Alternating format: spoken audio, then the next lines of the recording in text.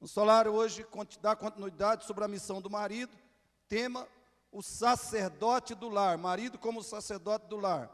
Por que e como o marido pai deve orar pela sua família.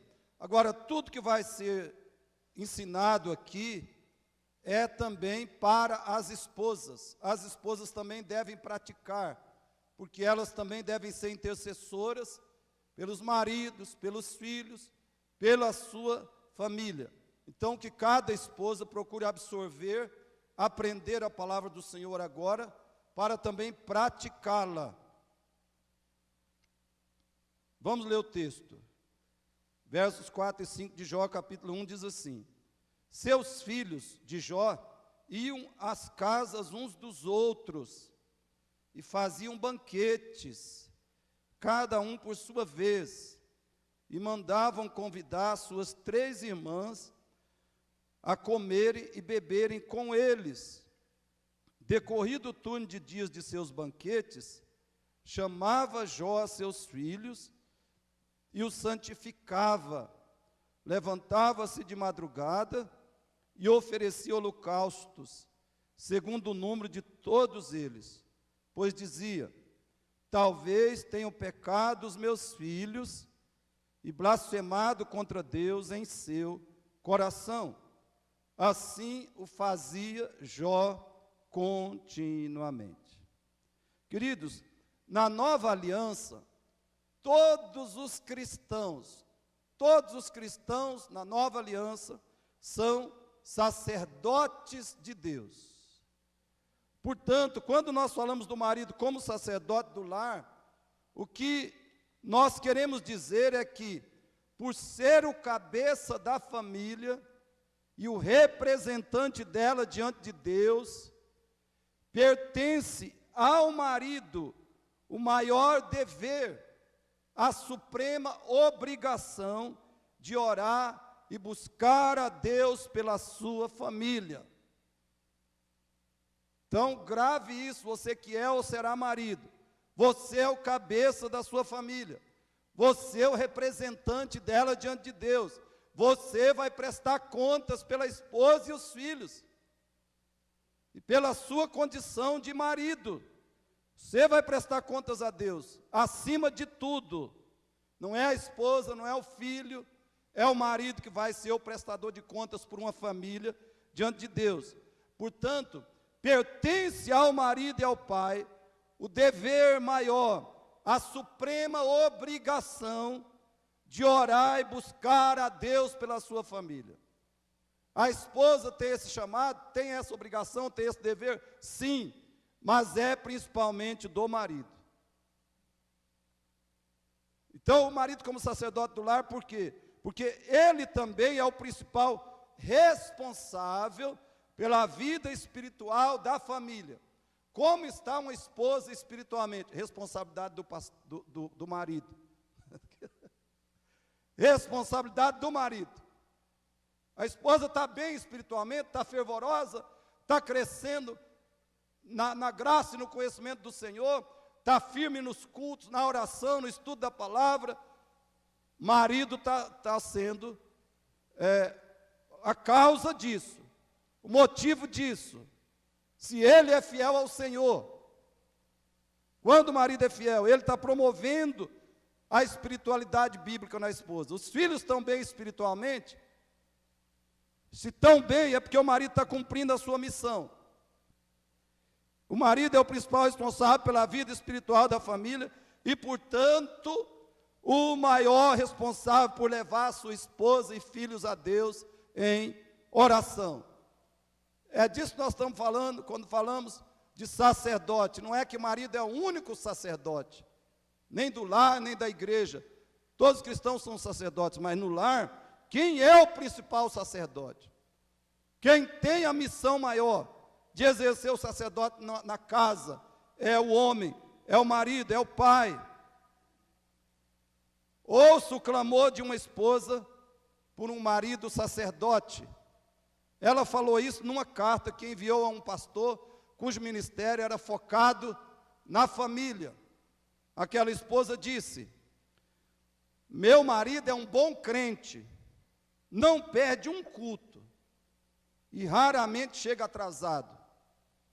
Ambos trabalhamos na igreja. Eu sou professora de escola dominical e ele é diácono. Somos crentes e amamos a Deus. Somos casados há muitos anos.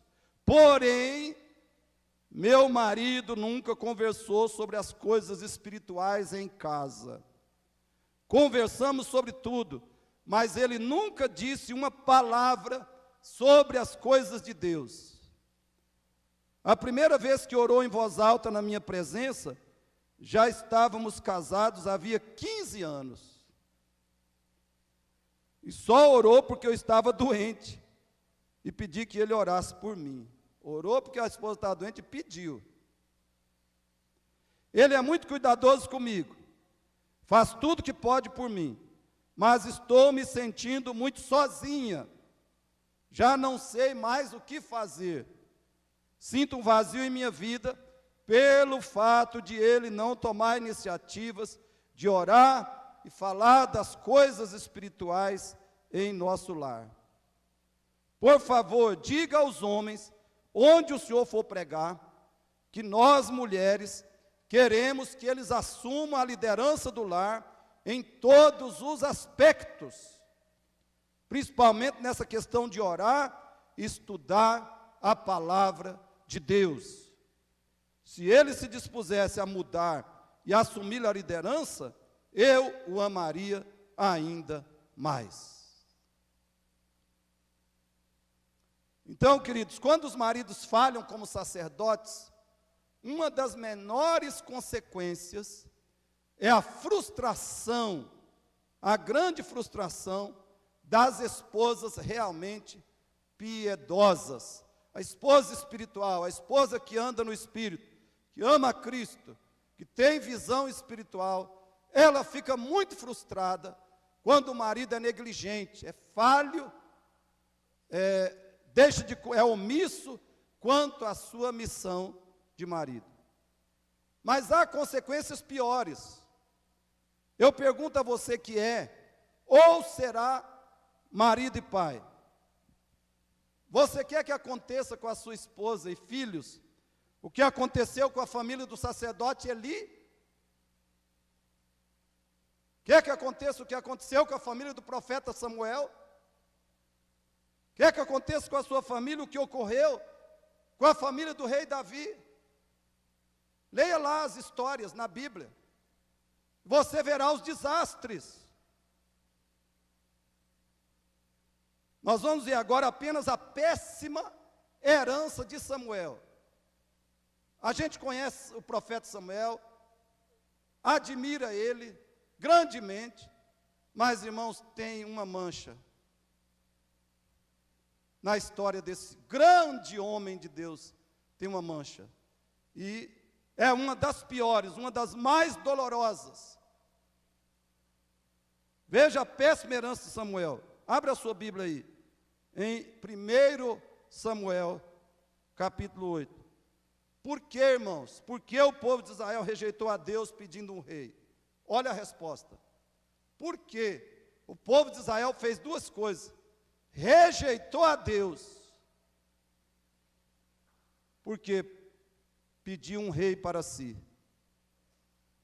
Foi Deus que declarou isso. 1 Samuel 8,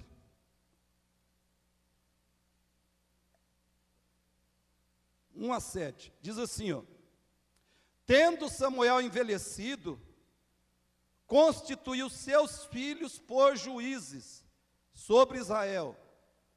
O primogênito chamava-se Joel e o segundo Abias, e foram juízes em Berseba. 3. Porém, seus filhos não andaram pelos caminhos dele.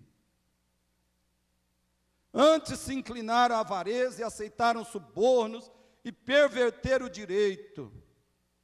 Então os anciãos de todos de Israel se congregaram e vieram a Samuel a Ramá e lhe disseram: vê que já estás velho, e teus filhos não andam pelos teus caminhos. E teus filhos não andam pelos teus caminhos. Por quê, irmãos? Porque Samuel pensou que os filhos dele iam ser piedosos, santos, fiéis, consagrados a Deus como ele, automaticamente. Ele se envolveu, se deixou consumir e absorver completamente pelo seu ministério em Israel. Esqueceu da educação devida e eficaz dos filhos. Ele pastoreou a nação e não pastoreou a sua própria casa, seus próprios filhos. Que desastre, irmãos, que desastre. E teus filhos não andam pelos teus caminhos. Não há nada pior do que ser dito de um pai, de um pastor, ou de um presbítero, ou de qualquer homem cristão, do que é isso aqui. Teus filhos não andam pelos teus caminhos. Irmãos, como isso é realidade e verdade na igreja de hoje. É um desastre, não há coisa pior. Aí o povo diz, constitui-nos, pois, agora um rei. Olha a consequência terrível sobre nós, para que nos governe, como tem todas as nações. Verso 6, porém esta palavra não agradou a Samuel, quando disseram, dá-nos um rei, para que nos governe. Então Samuel orou ao Senhor, disse o Senhor a Samuel, atende à voz do povo, em tudo quanto te diz, pois não te rejeitou a ti, mas a mim, para eu não reinar sobre ele. Deus lamenta, Deus sofre, Deus tem dor. Por quê, irmãos? Porque aqueles homens que deviam estar preparados para que Deus, por meio deles, continuasse reinando sobre Israel, eram os filhos de Samuel. Por eles, Deus continuaria exercendo seu reinado em Israel, como tinha exercido por meio de Samuel. Mas os homens não eram homens de Deus. E aí Deus lamenta, Deus sofre. Queridos, não tem tragédia maior do que essa no mundo. Não tem tragédia maior do que essa. Quando o pai falha, o marido falha, a família, a igreja e o próprio Deus sofrem terríveis consequências e dores. Deus está triste, Deus está decepcionado, Deus está sendo desprezado pelo povo, Deus está sendo desonrado, colocado de lado. Porque os filhos do homem de Deus não eram homens de Deus. Queridos, toda vez que o marido falha com a esposa, ele está falhando também com os filhos. Toda vez que ele fala com os filhos, ele está falhando com Deus, com a igreja.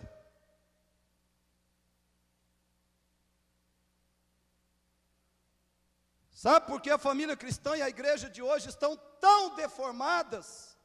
Uma resposta é que tem marido, pai, que não quer fazer nada de espiritual por sua família. Tem marido, pai, que não quer fazer nada de espiritual pela família. Ele pensa que a missão dele é somente sustentar a família com coisas materiais. Que terrível engano de Satanás. E alguns nem isso fazem, nem sustentam a família integralmente com coisas materiais. Em muitos casos, a esposa é a maior provedora da casa. Nem essa função de sustentador da casa principal tem marido que está realizando, irmãos. Olha que condição horrorosa chegou o homem dos nossos dias. Nós temos que orar, queridos, orar intensamente por um resgate da masculinidade bíblica na igreja, no mundo de hoje. Tem marido, pai, que quase não ora pela esposa e filhos. Ele só ora quando a esposa ou o filho está doente, ou quando um deles sofre um acidente. Só ora para o filho passar no vestibular, ou quando o filho começa a dar muito trabalho, aí ora. Mas fora dessas ocasiões esporádicas, dessas necessidades puramente temporais, ele não ora por ninguém. Maridos cristãos, pelo amor de Jesus Cristo, despertem, acordem, comecem a exercer o seu chamado, a sua missão de marido e pai. Porque, irmãos, não tem nada chamado maior, missão maior, que Deus tem dado a um homem do que esta, a missão de marido e pai. Não adianta ser qualquer coisa, não adianta, é inútil. Não glorifica a Deus ser qualquer outra coisa, se nós falhamos como marido e como pai. Todo sucesso, na profissão, na realização pessoal, nas conquistas materiais, na saúde, na longevidade, viver 80, 90 anos, todo sucesso de um homem é inútil, é vão, se ele falha como marido e pai.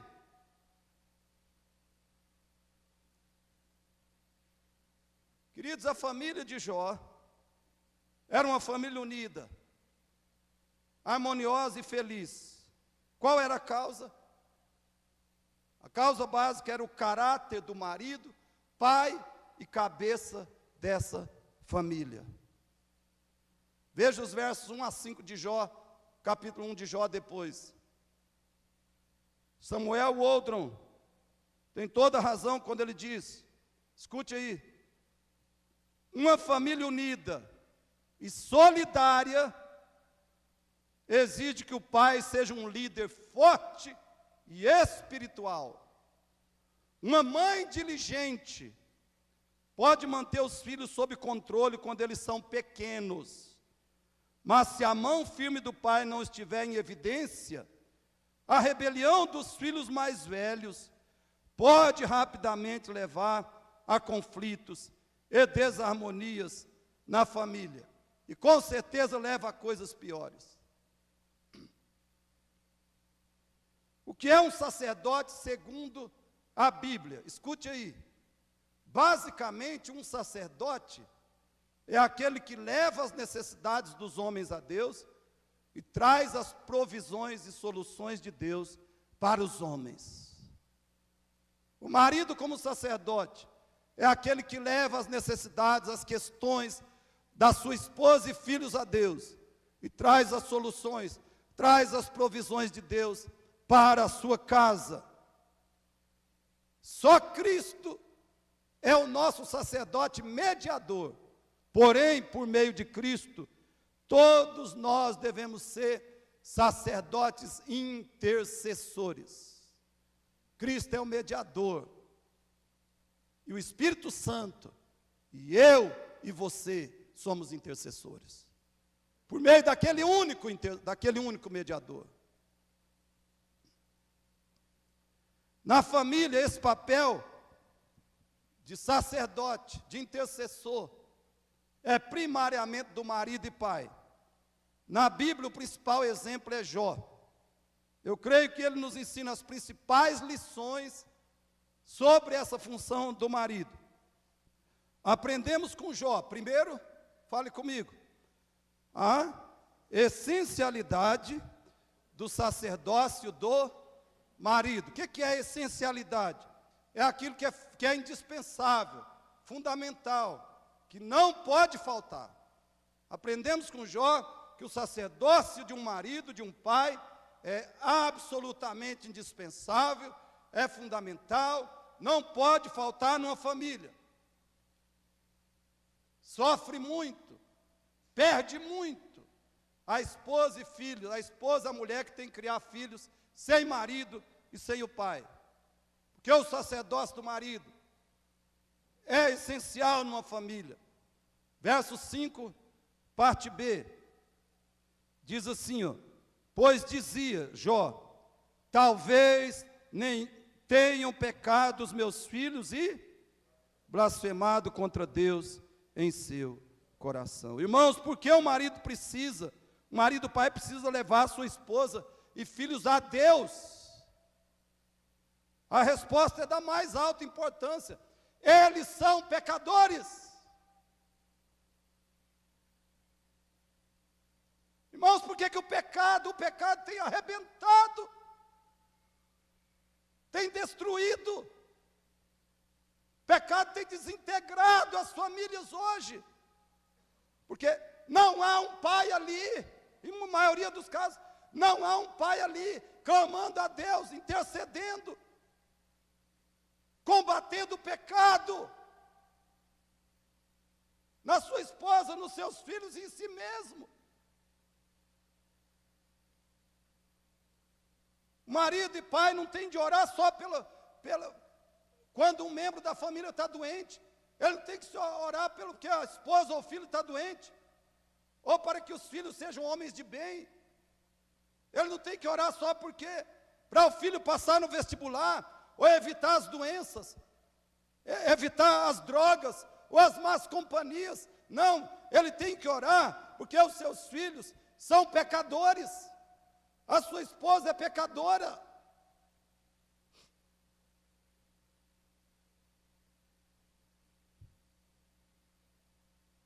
A gente não vê o pecado, né? Não vê e não sente. Tem gente que não sente o pecado, esse é o problema.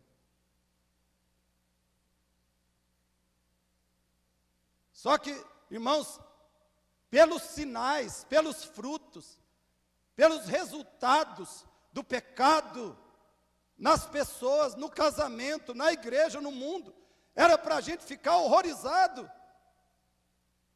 E era para nós ficarmos alertas, atentos. Olha, muitos crentes não creem que o mal que ele sente dentro do coração, não creem que o mal que ele vê no casamento, que ele vê na igreja, o mal que ele vê no mundo, eles não creem que é por causa do pecado. Eles não creem nisso. Porque senão eles tomavam medidas fortes, sérias, medidas rigorosas contra o pecado.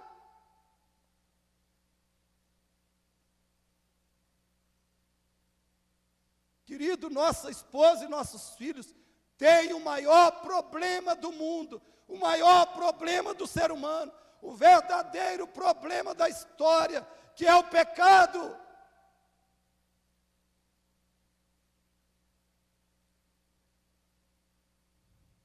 O pecado do qual nossa esposa e filhos só podem ser salvos dele pela justificação e pela santificação do sangue de Jesus e do Espírito Santo.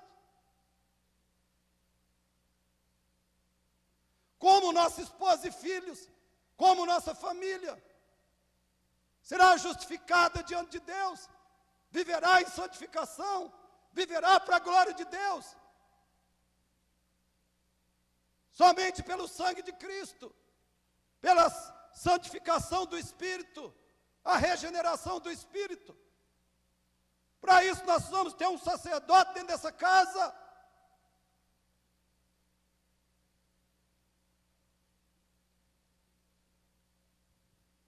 Jó tinha convicção de duas coisas, presta atenção. Jó tinha convicção de duas coisas. Primeiro, o pecado habitava nos seus filhos. Eles eram pecadores, eles eram maus. Segundo, Jó sabia que os seus filhos podiam ter pecado em pensamento ou ato, cometido pecados por pensamentos ou atos. Olha como é que esse homem tinha uma visão espiritual, bíblica, há quase 2000 anos antes de Cristo, visão que hoje a maioria dos crentes não tem.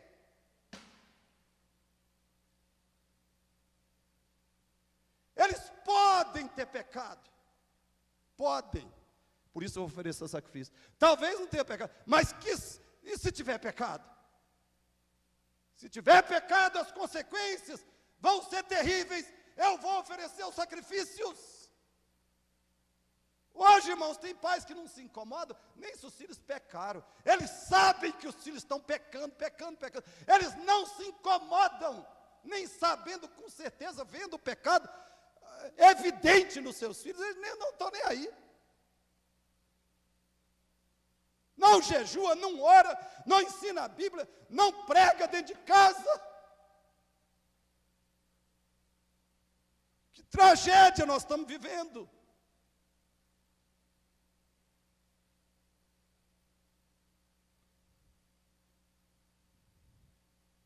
Por que Jó oferece sacrifícios pelos pecados dos seus filhos? Por quê? Escute a resposta. Aqueles sacrifícios que Jó oferecia, que todo o povo de Deus oferecia no Velho Testamento, aqueles sacrifícios de animais representavam o sacrifício de Cristo, que pouparia os pecadores crentes dos seus pecados e das consequências deles.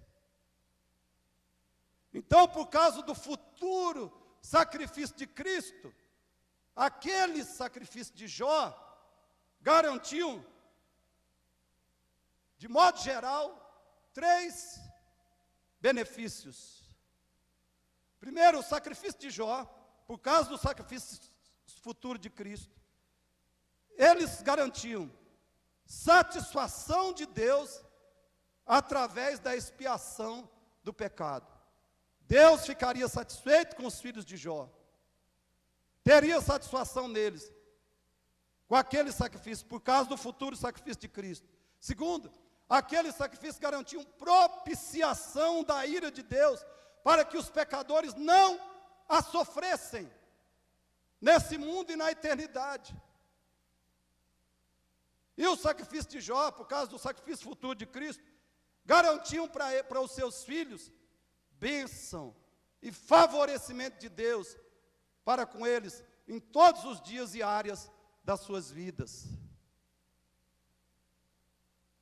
E Jó, irmãos, não tinha a Bíblia. Jó não tinha a Bíblia. Não tinha nem o Velho Testamento, Oswaldo. Jó não tinha Cristo vindo, a história, os 4 evangelhos. Não tinha as cartas dos apóstolos, não tinha os profetas. Mas ele já sabia que o pecado era o problema. E ele já sabia, glórias a Deus, mais ainda. Mas, de modo mais feliz, ele sabia qual era a solução do pecado. E mais felizmente ainda, ele aplicava a si e à sua família a solução do pecado. Queridos, nós devemos refletir o que é que nós estamos fazendo. Como é que nós estamos vivendo? Meus irmãos, como é que os pais de hoje obtêm os mesmos benefícios pelos seus filhos, os mesmos benefícios que Jó obteve? A satisfação de Deus pelos filhos, a propiciação da ira de Deus em favor dos filhos, a bênção e favorecimento de Deus para os filhos neste mundo e na eternidade. Como é que os pais obtêm esses benefícios? Não por sacrifício de animais, porque o verdadeiro sacrifício já foi feito na cruz. Mas os pais obtêm isso, primariamente, pela oração fervorosa e perseverante. Pela oração fervorosa e perseverante.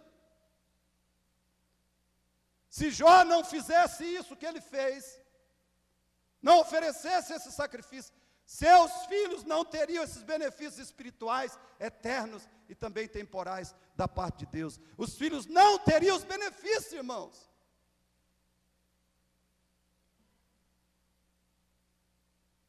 Se os maridos não orarem, pais não orarem pela sua esposa e filhos, eles não terão benefícios espirituais e eternos de Cristo.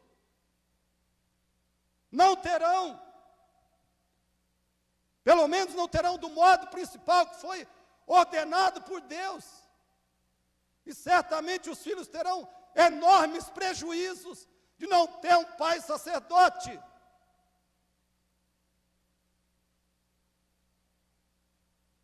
Porque hoje, irmãos, por que hoje as esposas têm tantos problemas? Esposas dentro da igreja com tantos problemas, frustrações, tristezas. Porque filhos com tantos problemas, derrotas. Porque falta um sacerdote nessa casa. Em muitos casos, não em todos. Falta um sacerdote nessa casa.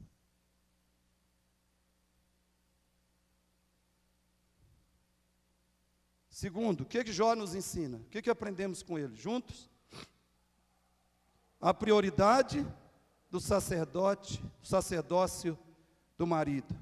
A prioridade, verso 5b, leia comigo. Levantava-se de madrugada e oferecia holocausto, segundo o número de todos eles. Irmãos, levantar de madrugada. Quando nós nos levantamos de madrugada, é porque nós vamos fazer algo que é prioritário, fundamental e inadiável. Jó se levantava de madrugada.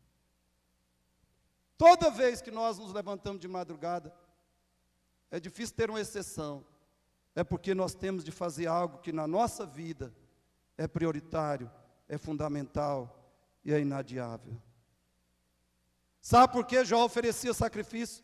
Intercedia pelos seus filhos? Porque ele tinha 5 convicções que eu espero que eu e você, como pais, tenhamos também. Jó tinha 5 convicções. Por isso ele dava prioridade a buscar a Deus para os seus filhos. Primeiro, Jó tinha essa convicção. Buscar a Deus pelos seus filhos era difícil, mas tinha de ser feito. O quê? Tinha de ser feito. Hoje, o pai levanta 5 horas da manhã para ir para o trabalho. Por quê? Porque tem de ser feito. E os filhos? Não tem? Não é mais ainda prioritário e necessário? A mãe levanta 5 horas, 6 horas. Mas e os filhos? Não é mais necessário? O marido, o casamento não é mais necessário do que buscar as coisas materiais? Jó dava prioridade na intercessão pelos filhos, porque buscar a Deus por eles era difícil, mas tinha de ser feito. Não podia. Ou os pais de hoje estão falando, não é prioritário, não é essencial, sabe? Vai dar certo, vai dar certo. Eu levo eles na escola dominical domingo. Tem uns que nem traz um domingo, no outro já não traz, depois passa mais. Não é prioridade, irmãos. Isso é terrível. Segundo, a segunda convicção de Jó, a satisfação e glorificação de Deus em seus filhos era mais importante do que tudo. Jó pensava assim, sabe o que é mais importante quanto aos meus filhos? Não é faculdade, não é pós-graduação, não é curso de inglês, não é balé, não é isso, não é aquilo, não é uma saúde perfeita. É a satisfação e glorificação de Deus neles. Irmãos, se nós, os pais de hoje, forem dominados por essa convicção, a igreja vai ser um avivamento só. Vai ser outra história a igreja. Terceira convicção de Jó, a salvação e santificação dos seus filhos eram as únicas coisas que não podiam lhes faltar. Querido, pode faltar até comida para o seu filho. Queira Deus que não falte, mas pode faltar até comida, pode faltar roupa, pode faltar até saúde, mas não pode faltar para eles a salvação e a santificação do Evangelho.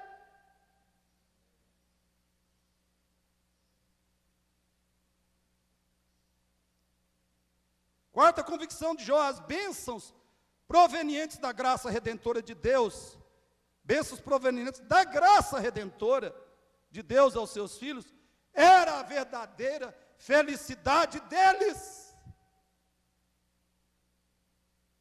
Ninguém é feliz recebendo só as bênçãos da graça comum. O que são as bênçãos da graça comum de Deus? O que todo mundo recebe, o pior ímpio recebe. O pior ímpio tem trabalho, tem saúde, tem dinheiro, às vezes ele pode comprar o banco. Ele não só tem a maior conta bancária no banco, o ímpio pode até comprar o banco para guardar só o dinheiro dele.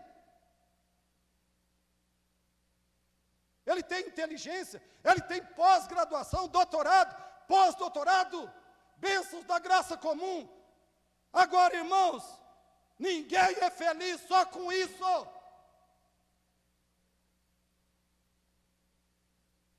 Sem as bênçãos da graça especial, da graça redentora de Cristo, o ser humano é um desgraçado. Jesus diz para a igreja de Laodiceia: vocês têm muito, vocês estão tão ricos, vocês estão abastados, mas vocês são miseráveis, pobres, cegos e nus. Onde está a felicidade que você quer para os seus filhos? Quinta convicção que Jó tinha: ele tinha muitos negócios e responsabilidades. Ele tinha, como a gente costuma dizer, um dia cheio. Um dia cheio. Mas ele não podia negligenciar o prioritário e nem se refugiar em pretextos e desculpas.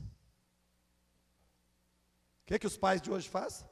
Eu tenho que trabalhar, eu tenho que trabalhar, eu tenho que dar o melhor para a minha família, né? Melhor alimento, melhores roupas, melhor escola, melhor educação, melhor tudo deste mundo. Por isso, eu estou cansado, eu estou estressado, eu estou até doente de tanto trabalhar, e não sei o quê. Eu não posso orar com os meus filhos, não posso orar por eles, não posso ensinar a Bíblia a eles, não posso levá-los à igreja, porque eu tenho que estar no trabalho.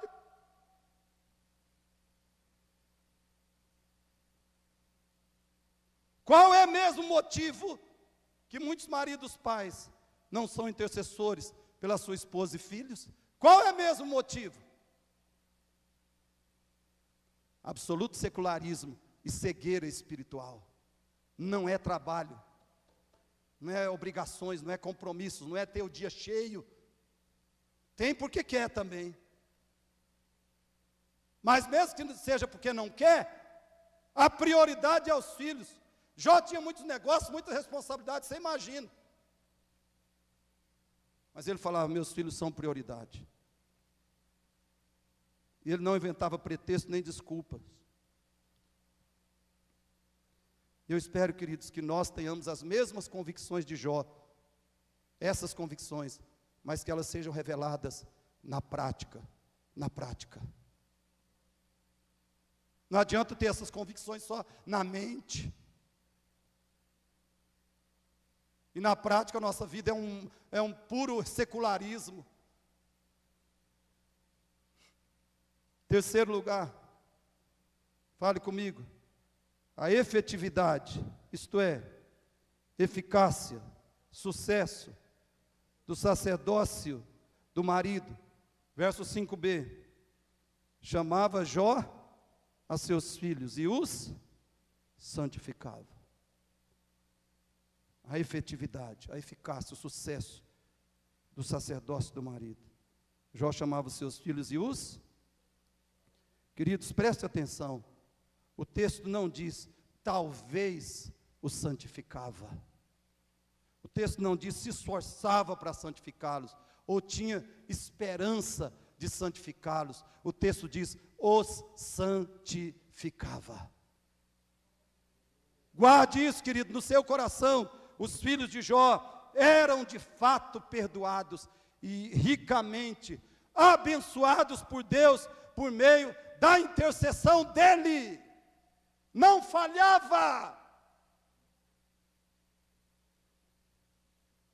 A intercessão de Jó pelos filhos não era inútil, não era em vão, não era infrutífera.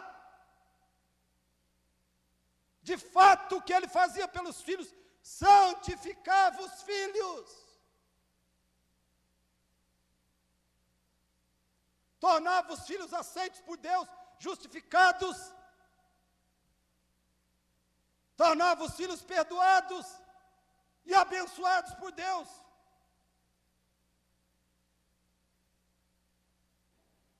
Porque o Espírito Santo, Deus tinha prometido isso, e o Espírito Santo operava, por meio do sacrifício de Jó, operava e aplicava isso na vida dos seus filhos. Queridos, isso quer dizer que quando o marido pai anda com Deus, e ora com fé e fervor pela sua família, eles realmente recebem grandes benefícios temporais, espirituais e eternos. Preste atenção, quando o marido, pai, anda com Deus, não é qualquer um que fica aí, né, vivendo na carne. Quando o marido, pai, anda com Deus, ora com fervor e fé pelos filhos, eles recebem os grandes benefícios temporais, espirituais e eternos. Preste atenção nisso, querido, preste atenção. Muita gente fala da forma maravilhosa como Deus visitou a casa de Cornélio, Atos capítulo 10, com salvação e enchimento do Espírito Santo. Mas isso não aconteceu sem mais nem menos. Este homem orava continuamente a Deus. E onde há uma semeadura de oração, sempre haverá uma colheita da manifestação do poder de Deus. Onde há uma semeadura de oração, sempre haverá uma colheita da manifestação do poder de Deus. Se cobrirmos nossa casa de oração, veremos feitos grandiosos acontecendo em nosso favor, pois o Senhor sempre age no ambiente de muitas orações. Luciano subirá. Eu espero, queridos, que isso sirva de grande encorajamento para todos os membros da família, a esposa, os filhos e os pais. Que haja muita oração nessa casa, mas muita oração. Que todos intercedam, sejam intercessores uns pelos outros. Quarto lugar,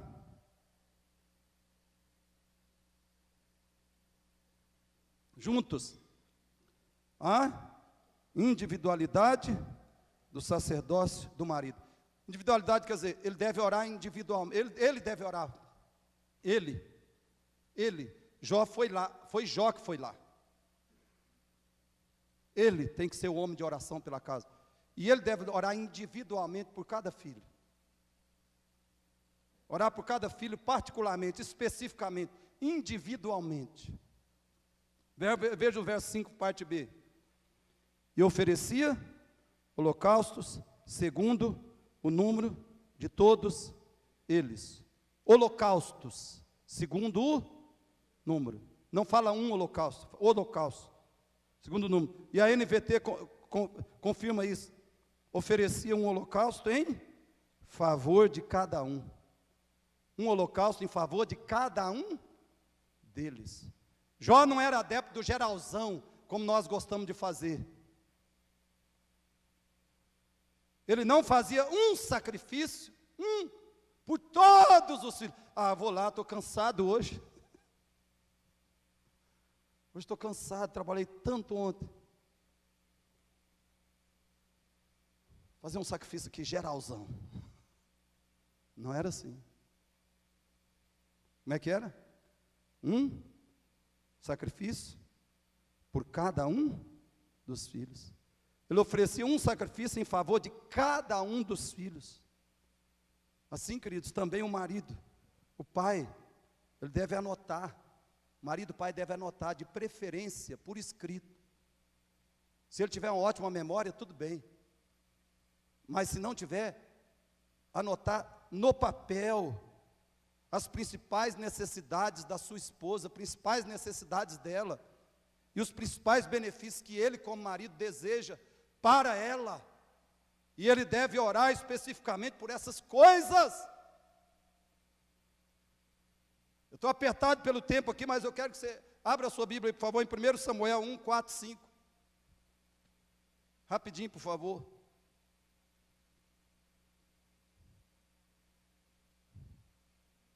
Porque tem marido que sacrifica pelos filhos, mas às vezes não dá a prioridade, que tem que ser a prioridade, é primeiro a esposa, depois os filhos.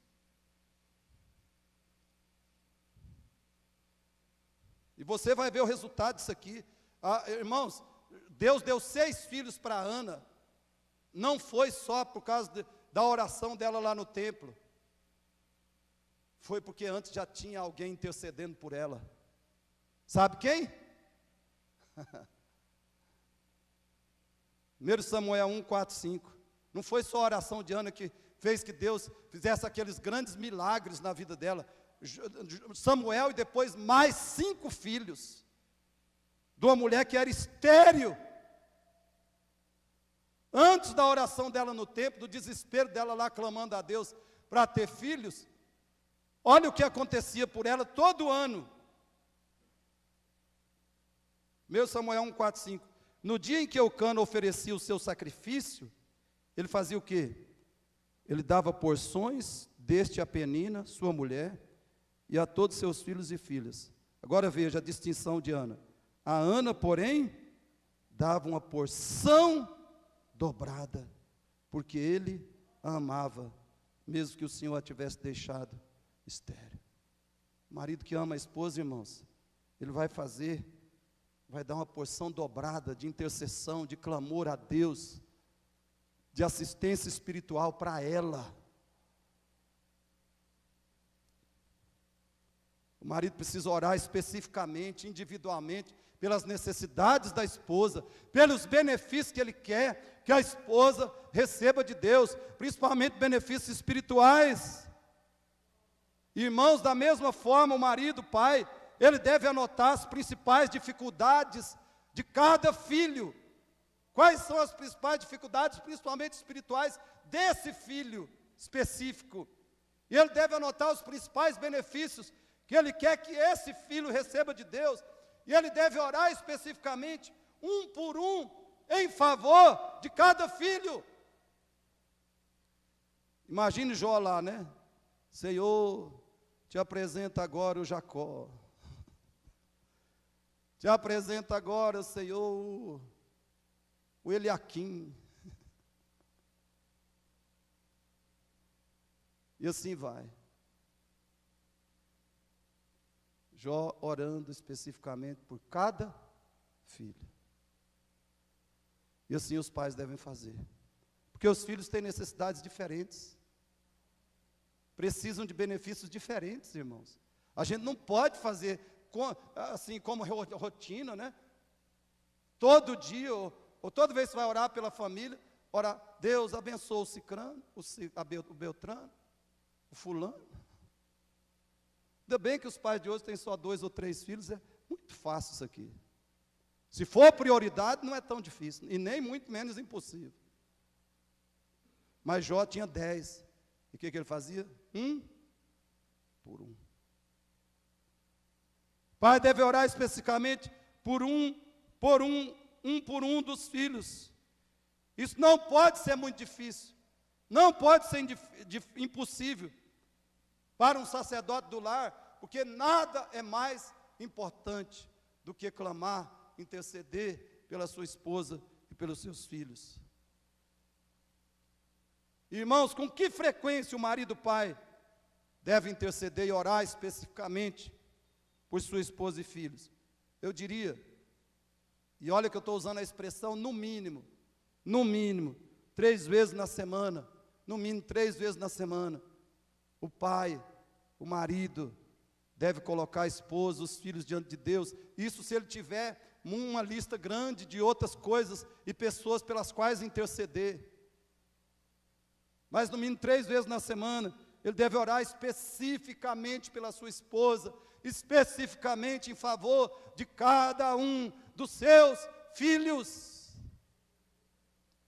Jó não oferecia um sacrifício geral por todos. E finalmente, juntos, a continuidade do sacerdócio do marido. A continuidade. Versos 5a e f. Diz assim, ó, decorrido o turno de dias de seus banquetes. Ou seja, sempre que terminava os banquetes, ele não falhava em nenhum deles. Terminou o ciclo de banquetes, Jó estava lá no dia seguinte, intercedendo, clamando pelos filhos, com os sacrifícios ordenados por Deus.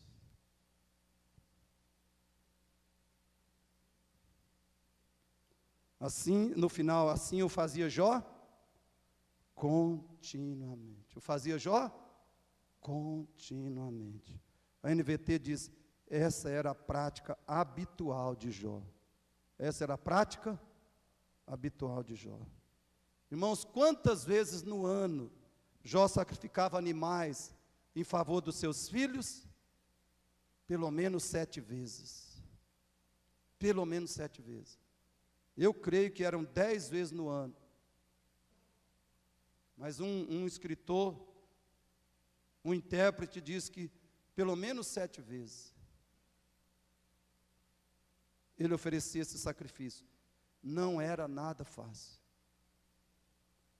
Agora é o sacrifício do Beltrano. E vai, depois mais outro, depois mais outro, depois mais outro. É provável que Jó ficasse ali até meio-dia, 3 horas da tarde. A não ser que tinha um sistema lá diferente, que era mais ágil. Irmãos, quantos dias da semana ele orava? Ele oferecia sacrifício pelo menos 7 vezes no ano. Quantos dias da semana ele orava, só orava pelos filhos, com base naqueles sacrifícios que representavam o sangue de Cristo? Provavelmente, Jó orava várias vezes na semana em favor dos seus filhos. Enquanto Jó teve filhos, ele foi um intercessor em benefício deles. E ele fez isso por mais de 140 anos. Mais de 140 anos. Escute aí, Jó 42:16.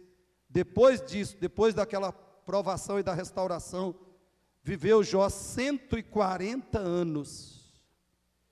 E viu a seus filhos e aos filhos de seus filhos até a 4ª geração.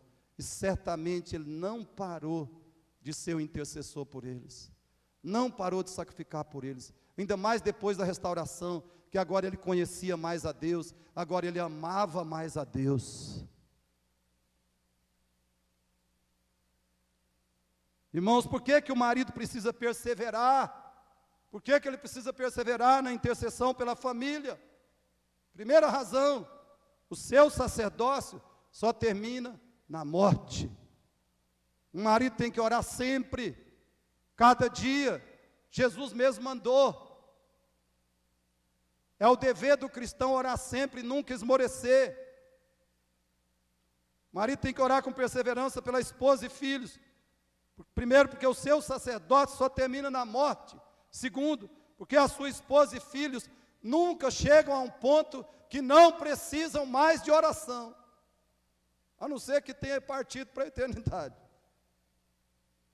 Mas enquanto a nossa esposa, nossos filhos, nosso marido estiver nesse mundo, eles precisam de oração.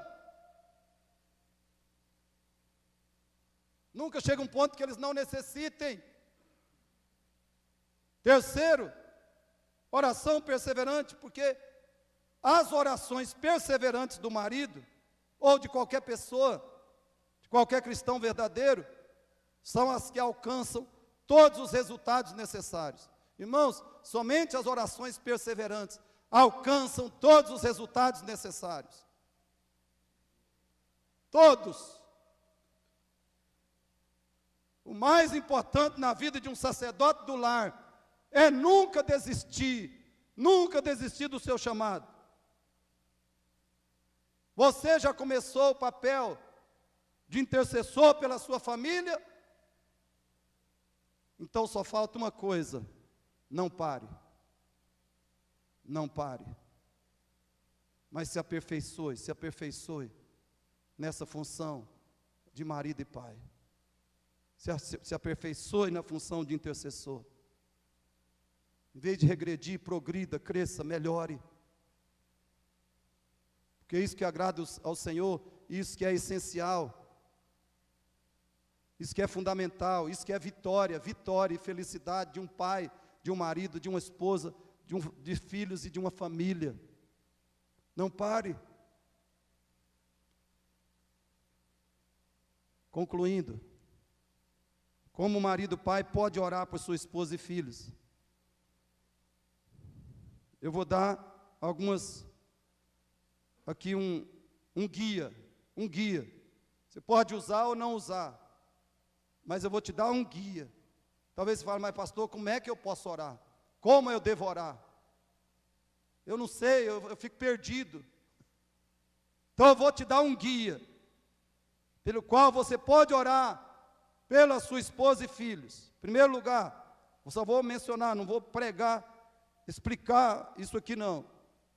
Primeiro, como orar pela sua esposa. Como orar pela sua esposa. E a esposa pode adaptar para orar pelo marido, pelos filhos, mas aqui é para o marido. Como orar pela sua esposa? Primeiro, ore por ela como filha de Deus. Ore por ela como filha de Deus. Peça que o Senhor lhe dê dedicação no estudo da Bíblia e oração. Dedicação no estudo da Bíblia e oração. E o marido faz isso, então ela já tem um modelo dentro de casa, vai dar certo. Não vai falhar. Peça que o Senhor lhe dê santificação, sabedoria, saúde, proteção, paz. Segundo, ore pela sua missão de esposa e mãe, pela missão dela como esposa e mãe. Peça que o Senhor a capacite a ser auxiliadora eficiente, esposa submissa, mãe e educadora eficaz dos filhos, administradora competente do seu lar, que são as 4 funções e o chamado de Deus para uma mulher. Se ela quer ser esposa, esse é o chamado, é a missão dela. Senão ela pode ser presidente do Brasil, seja feliz, mas não é a missão de Deus para ela. Terceiro, ore pelos pedidos de oração dela. Então, 3 temas para você orar pela sua esposa. Peça a ela para dizer o que ela quer que você ore por ela. Assim você vai conhecer ainda melhor a sua esposa, o coração dela, através dos pedidos de oração dela. Talvez tenha alguma coisa ali que ela vai pedir, um pedido de oração, que ela vai falar alguma coisa assim, indiretamente para você. Ore pelos pedidos de oração dela. Segundo, como orar pelo seu filho, filha. Agora, pelos filhos, filha. Primeiro, ore pela conversão e santificação dele ou dela. Peça que o Senhor lhe conceda, pela conversão e santificação, peça que o Senhor lhe conceda regeneração, no caso daquele filho que ainda não dá frutos de arrependimento, a prioridade é orar pela regeneração dele. E claro, estar ministrando a ele o Evangelho, como já falei, continuamente. Ore também para que o Senhor lhe dê compromisso e disposição para a leitura bíblica e oração, que seja prioridade dele essas atividades no dia. Que o Senhor lhe dê santificação, todo o fruto do Espírito, amor e compromisso com a igreja, poder para resistir ao diabo, fugir das paixões da carne e vencer o mundo. Ore que o Senhor lhe dê sabedoria e ousadia para testemunhar de Cristo, evangelizar. Segundo, como orar pelo seu filho ou filha. Ore por ele ou ela como criança, como jovem, como criança ou jovem. Peça que o Senhor lhe dê obediência e honra aos pais. Olha a promessa lá, né? Se falhar nisso, obediência e honra aos pais. Que o Senhor lhe dê saúde inteligência e sucesso nos estudos, livramento do diabo, más companhias, acidentes, etc. O Senhor lhe dê profissão conforme a sua vocação, especialmente no caso dos meninos. E se é sua filha, fala, Deus, se ela vai casar, se ela quer casar, se ela não tem o chamado, o dom do celibato, né? Aí você ora pelo quê? Está aí, ó, pessoa realmente convertida para namoro e casamento. Para o menino, pessoa realmente convertida para namoro e casamento. Para a menina, pessoa realmente convertida para o namoro e casamento. E aí ore, Senhor, não deixa ela querer ter uma carreira profissional paralela, que não é o chamado do Senhor para ela. Ela pode até ter um trabalho, uma profissão, pode até ter renda, mas isso não pode de modo nenhum prejudicar, danificar a sua missão de esposa.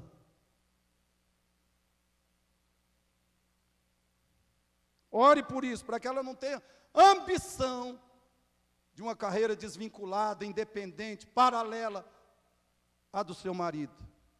Porque a missão dela é ser suporte, apoio para a missão do seu marido.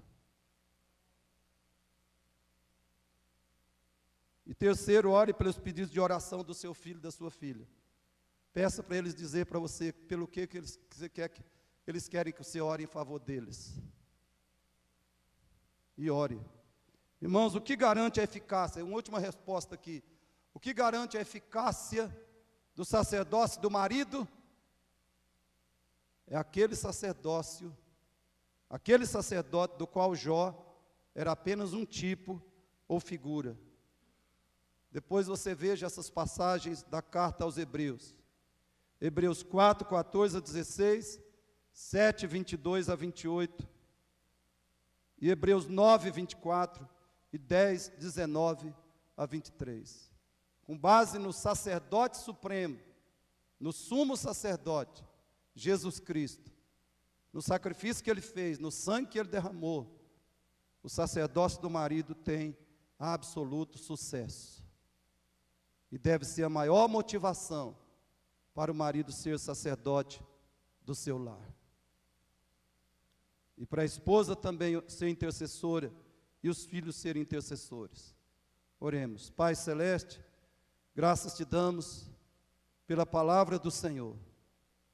E suplicamos que pelo Teu Espírito ela seja aplicada profundamente, e seja aplicada de modo transformador, libertador, capacitador, em cada marido, homem do Senhor que já é marido, e que será ainda um marido e um pai. E que seja aplicada a Tua palavra também na esposa, nos filhos, que todos sejam intercessores, fiéis, perseverantes, por meio do sacrifício eficaz, do sacerdócio eficaz, da mediação do grande sacerdote, o nosso Senhor Jesus Cristo. Que as famílias recebam grandes, Pai, grandes, maravilhosas bênçãos, inúmeras bênçãos do Senhor, pela obediência, pela prática da palavra do Senhor. Regenera aquele que não é convertido ainda, salva o pecador que está ouvindo ou vai ouvir a Tua palavra. Dá arrependimento, dá fé salvadora para esse marido, essa esposa, esses filhos, esses jovens, essas crianças. Dá arrependimento e fé salvadora para que eles tenham, Pai, os benefícios da redenção, da mediação, da intercessão de Jesus Cristo. Oramos, Pai, agradecidos, confiados na graça, esperando na graça do Senhor. Aviva, Senhor, a Tua igreja, pela Tua palavra ministrada, em nome de Jesus. Amém. Amém.